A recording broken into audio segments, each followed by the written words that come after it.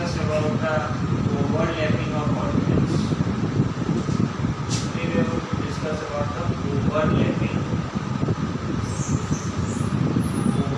of orbitals in unsaturated compounds. Unsaturated compounds. ये चीजें हमें specially in terms of entrance में बहुत ज़्यादा यूज होती है। सो इसके ऊपर अगर हम लोग जज करें तो सबसे पहले ही अगर मैं एक सैचुरेटेड हाइड्रोकार्बन बनाऊं तो सबसे पहला मैं बना सकता हूँ H2। क्या आप मुझे इसका नाम बता सकते हो? इस कंपाउंड का नाम, 2 कार्बन है तो इसका स्ट्रक्चर पहले देख लेते हैं। इसका स्ट्रक्चर ऐसे होगा,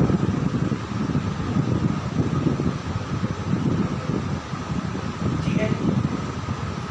इसमें 2 कार्बन है, 2 कार्बन का प्राइमरी सफिक्स होता है, ठीक है।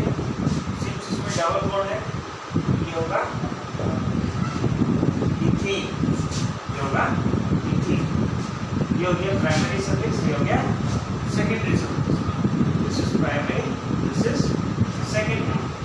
अब हम लोग बात कर रहे थे ओवरलैपिंग के बारे में। तो ओवरलैपिंग के बारे में 2 इंपॉर्टेंट टर्म आता है। एक होता है सिग्मा बॉन्डिंग, एक होता है पाई बॉन्डिंग।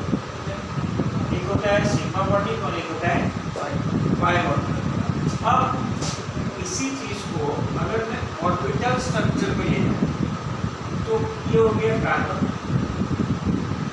अब मैं इसका ऐसे ऑर्बिटल डायग्राम बनाऊं, ये हो गया कार्बन, ठीक है। अब यहाँ पर कार्बन का डायग्राम, यहाँ पर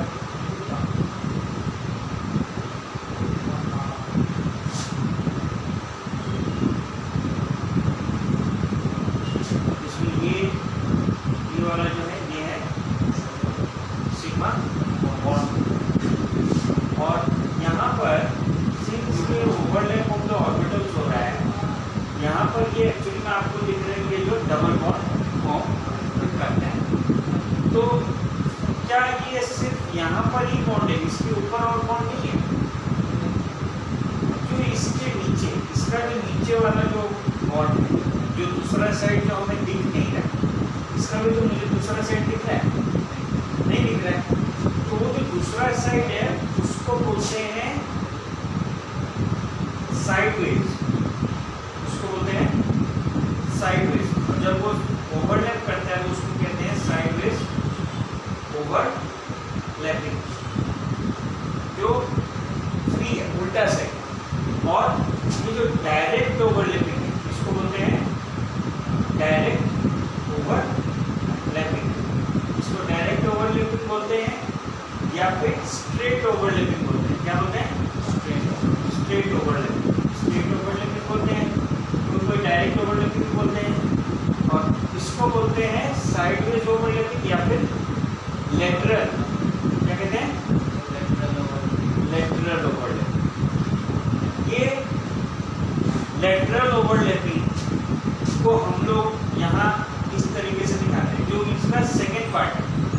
तो ये लेटरल ओवरलैपिंग बन के फॉर्म होता है पाई बॉन्ड, मतलब साइडवेज, जो साइड से बनता है।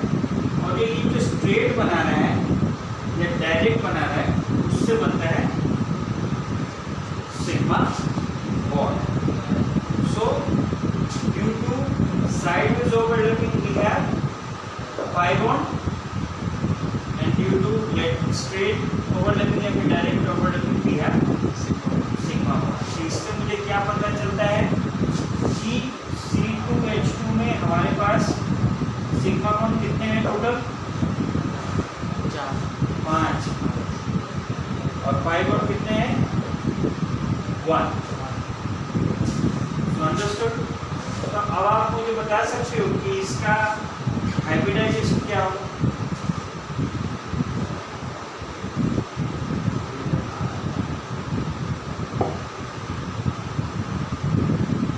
क्या आप मुझे इसका हाइब्रिडाइजेशन बता सकते हो? क्योंकि हाइब्रिडाइजेशन पे आपका एक जगह कंफ्यूजन आ सकता है कि सर यहाँ पे तो 2 कार्बन, तो हम कैसे जज कर सकते हैं कि कितना है?